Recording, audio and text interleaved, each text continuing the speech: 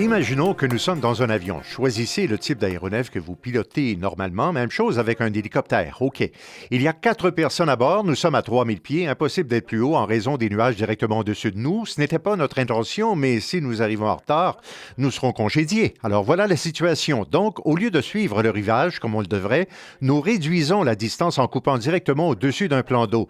Avion sur roue ou hélicoptère sur patin, peu importe. Nous sommes à mi-chemin de ce trajet au-dessus de l'eau à 3000 pieds. Soudainement, le moteur hésite. Tous, vous sentez quelque chose, vous vérifiez la pression d'huile, la température culasse est élevée. Placez-vous dans ce scénario, qu'importe le type d'aéronef piloté, hélicoptère ou Beaver, 3000 pieds. Nous avons un problème de moteur. Qu'allons-nous faire? Commençons par nous adresser aux passagers. Écoutez, en arrière, il semble y avoir un problème avec le moteur. Je veux que vous mettiez vos gilets de sauvetage. À tout le moins, glissez-le à l'intérieur de vos vêtements. Ôtez-le d'abord du sachet de plastique parce que ce serait trop glissant pour l'ouvrir dans l'eau. Si vous décidez de le porter, assurez-vous de l'endosser correctement. Mettez les pattes dans vos poches afin qu'elles ne s'accrochent pas en sortant. Assurez-vous que votre ceinture de sécurité soit bien serrée avec l'attache tournée vers l'extérieur. Vous faites tout ça. 3000 pieds, le moteur vient de rendre l'âme, de la fumée apparaît là-bas, un piston vient de sortir du capot, etc., etc. Et dans le Beaver, piloter, naviguer, communiquer.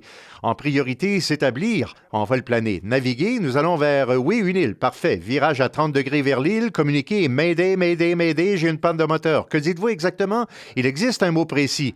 Le moteur ne va pas se remettre en marche, c'est fini. Vous énoncez défaillance catastrophique du moteur. Pourquoi? Parce que lorsque le contrôleur répondra, il aura une liste de contrôle en main et vous posera une série de questions. Est-ce que les magnétos sont en marche? Vous êtes dans un Beaver. Est-ce que le sélecteur de réservoir est réglé à vide? Avez-vous du carburant? Ils ont une longue liste de questions, d'où l'importance d'être explicite. J'ai une défaillance catastrophique du moteur. J'ai 4 personnes à bord, c'est tout. Ils vont dépêcher recherche et sauvetage. Mais si vous êtes en région éloignée, fournissez la latitude et longitude du GPS. Voici mes coordonnées 3000 pieds, piloter, naviguer, communiquer. Que faisons-nous maintenant? OK, quoi d'autre? Couper le carburant. Le moteur ne repartira pas. Aussi bien couper l'alimentation de carburant. Ne mettez pas le mètre interrupteur hors tension. Si vous êtes dans un aéronef pourvu de volets électriques, ça n'a pas d'importance parce que vous finirez dans l'eau. Les volets, c'est là où l'on commence à s'amuser. À bord d'un Beaver, faites un atterrissage normal. On n'atterrit pas avec les volets complètement déployés, d'accord? Sur le Beaver, ils vont presque au-delà de la verticale, ils sont vraiment bas. Qui pilote un avion à aile basse? OK. Comment réglerez-vous vos volets? Vous allez atterrir dans l'eau, très bien. Les ailes sont le point le plus bas de l'aéronef.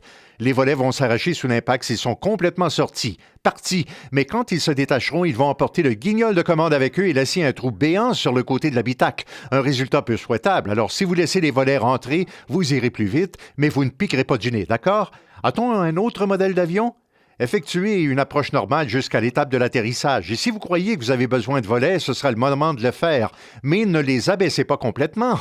Un piqué sans moteur vous ferait découvrir un nouvel univers et se terminerait certainement par un tonneau rapide. Quoi d'autre? Nous avons pris toutes les mesures. Les portes sont ouvertes, les passagers sont prêts, les ceintures de sécurité sont serrées, les gilets de sauvetage sont endossés, on a ôté les lunettes. Alors, que faites-vous avec votre casque d'écoute? Pourquoi devriez-vous l'enlever? En effet, le fil risque de vous décapiter. Vous ne pouvez pas casser ce fil. Une fois, j'ai défié un étudiant dans la classe d'essayer de casser ce fil. Il s'est d'abord étiré, puis a cédé. Il a réussi à le casser avec difficulté, mais ça prendra toute une secousse. Donc, enlevez votre casque d'écoute. Qu'avons-nous à l'arrière de l'avion? Des coffres à outils? Qu'est-ce qui se passe quand vous avez un objet lourd derrière vous? Il va maintenir sa vitesse jusqu'à ce qu'il frappe quelque chose qui va l'arrêter. Si vous avez des coffres à outils, jetez-les par-dessus bord. Si c'est possible, placez-les devant. Mais amarrez-les avant de partir, OK? La situation se complique, nous sommes dans l'eau. En hélico, c'est différent. À cause de l'autorotation, votre approche sera relativement plate, mais l'aéronef va pivoter vers la droite et puis chavirer. Allez-vous rester à flot pendant une demi-heure? Non, vous allez couler comme une pierre. Les hélicos ne flottent pas. D'accord? Les coussins vont peut-être flotter. Nous avons des ailes qui contiennent l'air et d'autres avantages que vous n'avez pas en hélico. On sait que lorsqu'un hélicoptère chavire, les pales disparaissent. Il coule immédiatement. Vous n'avez pas 5 secondes, il coule. Vous devez sortir sans tarder. Un aéronef à voilure fixe avec flotteur peut rester à flot à l'envers longtemps. Avion sur roue, difficile à dire. Mais voici la situation. L'avion vient de frapper la surface, vous avez chaviré, aucune possibilité de communication. L'aéronef est rempli d'eau et à l'envers, vous êtes incapable de communiquer avec vos passagers. Tout ce que vous pouvez espérer maintenant, c'est qu'il fasse ce que vous avez montré. C'est la raison pour laquelle vous devez le faire, OK? Vous êtes à l'envers dans l'eau. Étape 1, repérez la poignée de porte. Étape 2, ouvrez la porte et agrippez votre point de référence. Ne l'échappez pas. Étape 3, détachez votre ceinture de sécurité. Étape 4, attrapez votre gilet de sauvetage. Si ce n'est déjà fait, et sortez.